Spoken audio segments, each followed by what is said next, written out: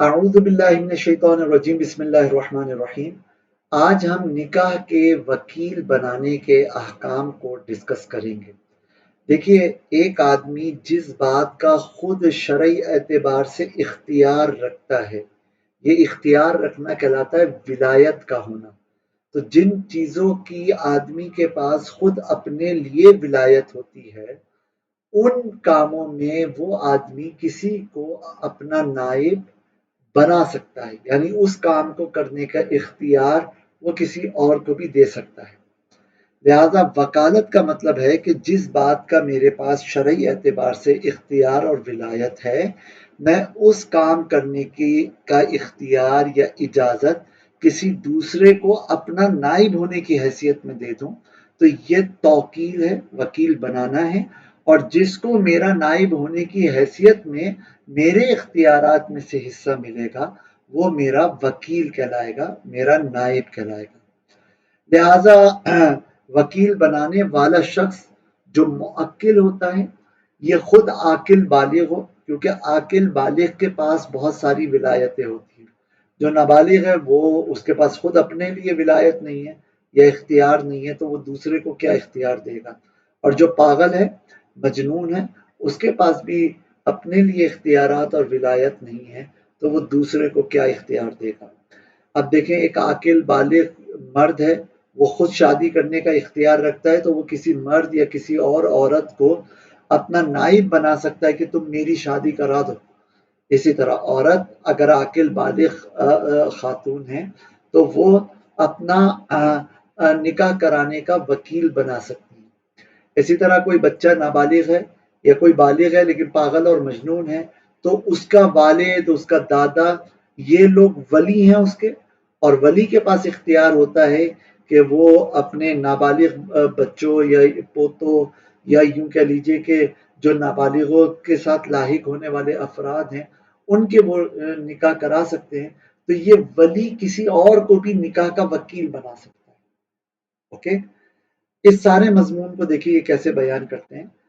فرماتے ہیں الباب الخامس، پانچواں باب، فی الوکالت بالنکاح، نکاح کی وکالت کے بارے میں، یعنی وکیل کے بارے میں۔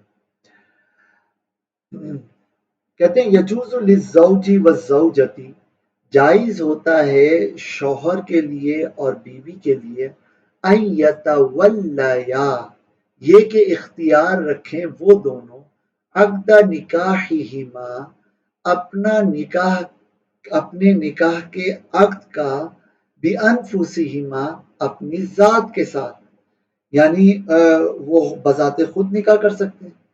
وَأَن يُؤَكِّلَا، اور اختیار رکھتے ہیں وہ دونوں یہ کہ وکیل بنائیں، یُؤَکَّلا، وکیل بنائیں وہ دونوں، بِہِ، اس نکاح کا، من شاء، اس شخص کو جن کو یہ دونوں چاہیں۔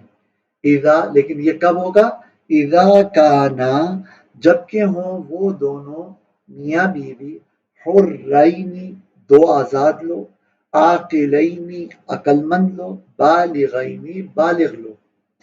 لہذا اگر وہ آزاد ہی نہیں ہے، غلام ہے، تو غلام کو ولایت نہیں ہوتی، عاقل نہیں ہے، پاگل ہے، تو پاگل کو بھی ولایت اپنی نہیں حاصل ہوتی کہ وہ خود نکاح کر سکے، تو وہ دوسرے کو نکاح کا کیا وکیل بنائے گا؟ اسی طرح بالغ ہوں۔ کلیئر ہے؟ اچھا، چونکہ جملہ دونوں کے لیے یہ اختیار بتانا چاہ رہے ہیں، اس لیے ایسا لائیں، کوئی اس سے اس شک میں مبتلا نہ ہو کہ بھائی وکیل بنائیں گے تو میاں بیوی دونوں بنائیں گے، کوئی ایک نہیں بنا سکتا۔ ایسا نہیں ہے، یہاں پہ وہ دونوں جب بنا سکتے ہیں تو کوئی ایک بھی بنانا چاہے وکیل تو وہ بنا سکتا ہے۔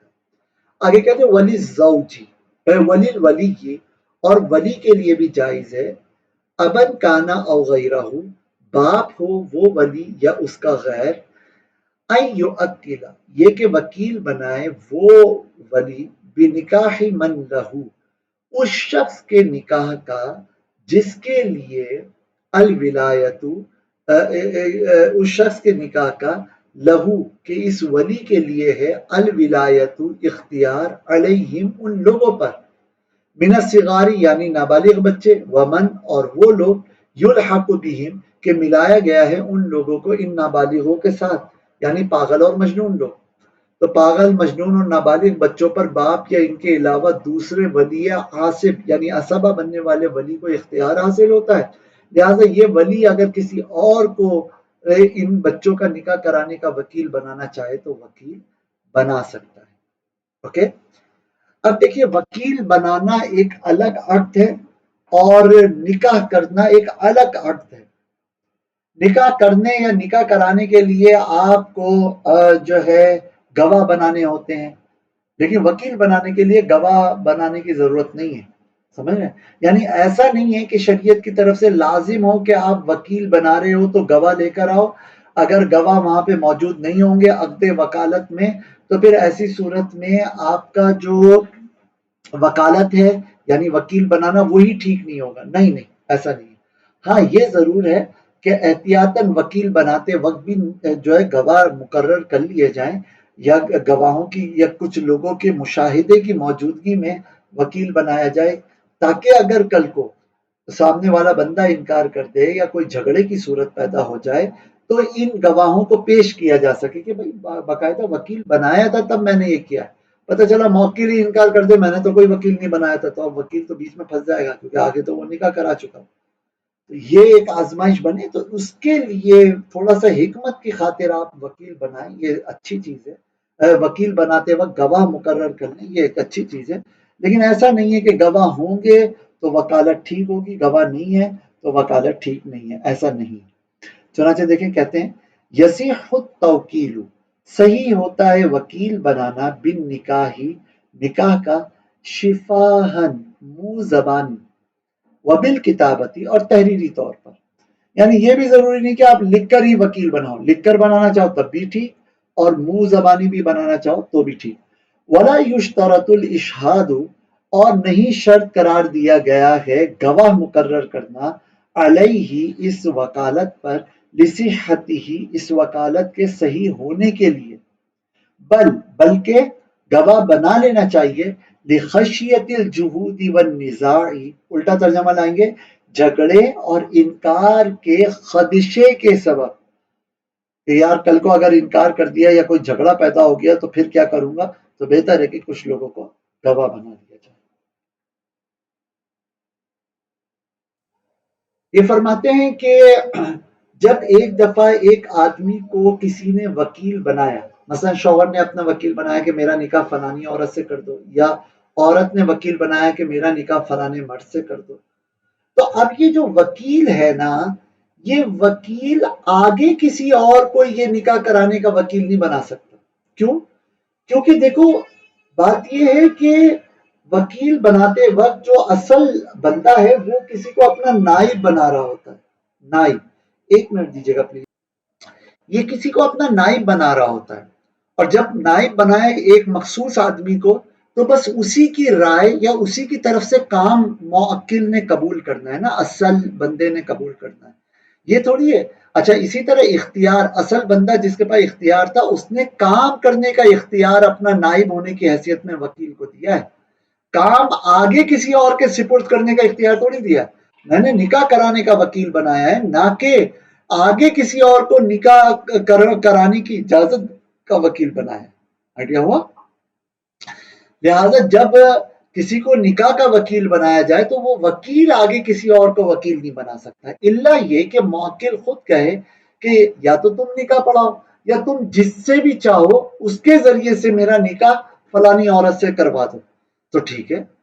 اب وہ کسی سے بھی کرا سکتا ہے. یا پھر موکل کہے کہ یا تو تم میرا نکاح کرا دو، یا تم نہیں کرانا چاہ رہے تو عبداللہ بھائی کو میرا وکیل بنا کر ان سے میرا نکاح کروا، ان کو کہو کہ وہ میرا نکاح فلانی عورت سے کرا دیں، تو ٹھیک ہے. یہاں پر باقاعدہ موکل کی طرف سے باقاعدہ اجازت آ رہی ہے. یا یہی کام عورت کرے کہ میرا نکاح فلانے سے کرا دو، تم کراؤ، یا عبداللہ کے کو کہو کہ وہ کرائے، یا تمہاری مرضی جس سے بھی کہو اور میرا نکاح کرا دو، تمہاری رائے کے اوپر میں نے چھوڑا ہے، تو کسی کے بھی ذریعے سے میرا نکاح کروا دو، بس میرا نکاح ہو جانا چاہیے. تو یہ اس طرح کی باتیں اگر ہوں تو گویا کہ موکل خود وکیل کو اجازت دے رہا ہے صراحتاً کہ بھائی تم آگے میرا نکاح کسی اور کے ذریعے سے بھی کراؤ تو چلے گا. لیکن نارمل اگر وکیل مقرر کیا گیا ہے تو وہ وکیل آگے کسی اور کو وکیل نہیں بنا سکتا. تو لب لباب یہ نکلا کہ سادہ اگر کسی کو وکیل بنایا جائے تو وہ وکیل آگے کسی اور کو وکیل نہیں بنا سکتا. ہاں اگر موکل وکیل بنانے کے ساتھ ساتھ اجازت دے کہ کسی اور کو تم وکیل بنا سکتے ہو یا تمہاری رائے کے میں سپرد کر رہا ہوں جس کو چاہو تم وکیل بنا دو، اس وقت اس اجازت کی وجہ سے یہ وکیل آگے دوسرے کو وکیل بنا سکتا ہے.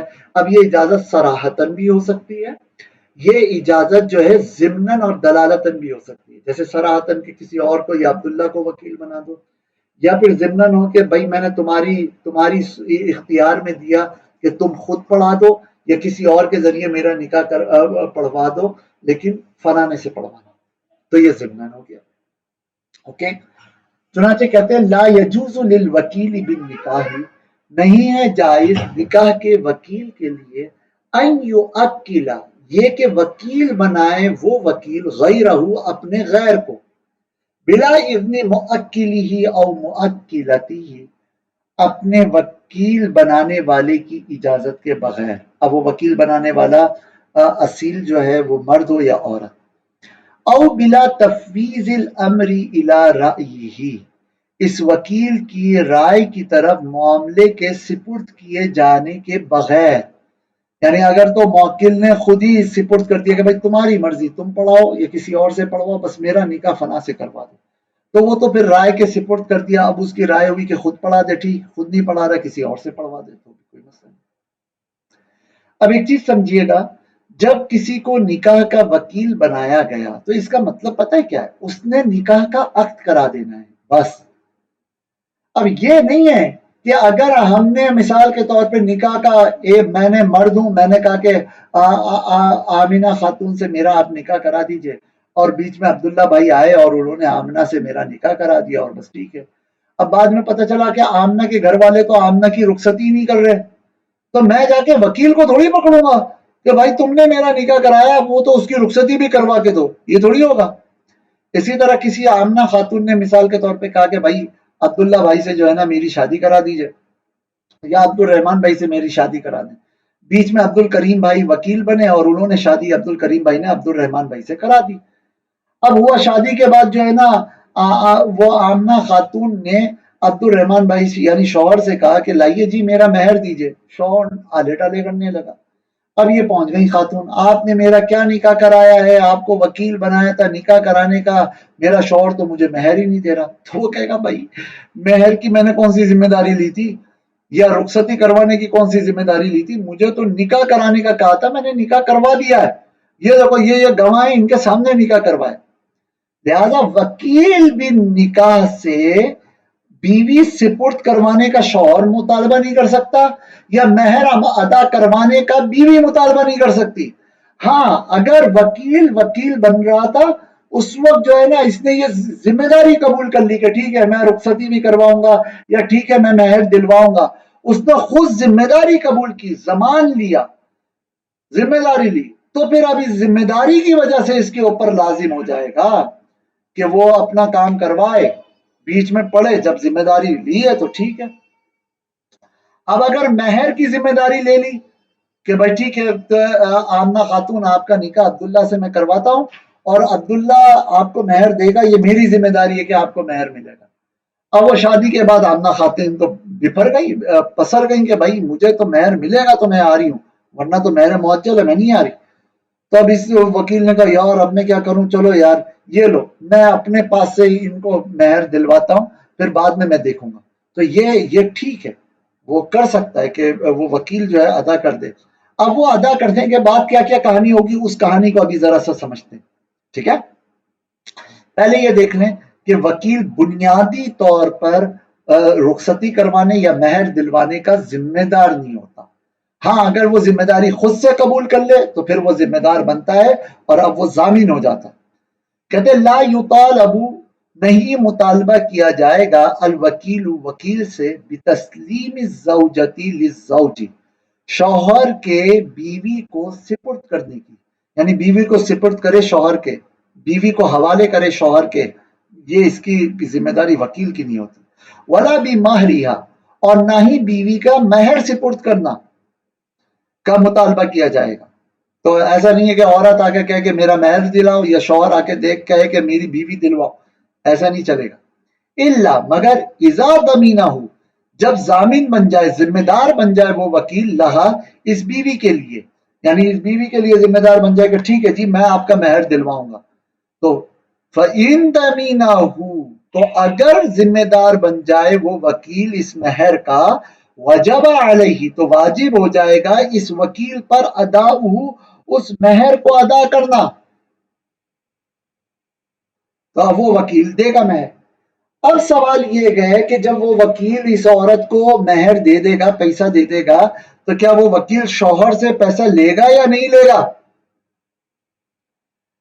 तो तो इस सिचुएशन में देखा यह जाएगा कि भाई वकील साहब ये बताओ, आपने शौहर की इजाजत से जिम्मेदारी कबूल की थी, यानी शौहर ने कहा था कि ठीक है यार वकील साहब आप जिम्मेदारी ले लो, मेरी तरफ से आप जिम्मेदारी ले लो और महर की, और इंशाल्लाह मैं अदा करूंगा। अब क्या हुआ कि मैंने वकील साहब ने निकाह करा दिया और बाद में शौहर अदा नहीं कर रहा था, औरत ने जब मुतालबा किया तो वकील ने अपनी जेब से वो महर अदा कर दिया। जब वो महर अदा कर दिया तो अब चूंकि शौहर के कहने पर उसने जिम्मेदारी ली थी ना वकील ने, लिहाजा ये वकील जो है शौहर से मुतालबा कर सकता है कि भाई मैंने तुम्हारे कहने पे जिम्मेदारी ली, अपनी जिम्मेदारी के तहत तो चलो मैंने तुम्हारी बीवी को महर दे दिया तुम्हारी तरफ से, अब तुम मुझे महर दो, वो रकम दो जो मैंने दी है, क्योंकि उसमें मेरा क्या है, तो बस वो जिम्मेदारी ली थी वो पूरी करने की खातिर मैंने दे दिया। तो अब वो रुजू कर सकता है, अगर शौहर दे दे ठीक, अगर नहीं देगा तो वो वकील काजी के पास चला जाएगा अदालत में, और फिर काजी उस शौहर को पाबंद करेगा कि भाई दो, जब तुमने कहा था तुम्हारे बिहाफ पर उसने जिम्मेदारी ली, और अगर शौहर के बिहाफ पर जिम्मेदारी ही नहीं ली, वकील साहब खुद ही बड़े सखी बन गए और उन्होंने कहा अरे कोई मसले की बात ही नहीं है, मैं आपको पैसे दिलवा दूंगा, नहीं तो मैं हूं ना मैं देने वाला। तो अब ऐसी सूरत में बीवी पीछे पड़ गई, वकील साहब ने पैसा दे दिया, तो अब पैसा देने के बाद वो वकील अखलाकी तौर पर शौहर से मुतालबा कर सकता है। शौहर अगर वो पैसा दे दे ठीक है, लेकिन अगर शौहर वो पैसा नहीं दे रहा तो ये काजी साहब जो है ना अदालत में नहीं जा सकते, यानी दबाव नहीं डाल सकते, बस वो अखलाकी दबाव डाल सकते। तो ये इस तरह की बेवकूफाना हरकत फिर वकील साहब को करनी नहीं थी। बेगानी शादी में वकील साहब इतने बड़े दीवाने क्यों बन गए? वो तो वो ली है जिम्मेदारी तो वो भुगतेंगे बेचारे।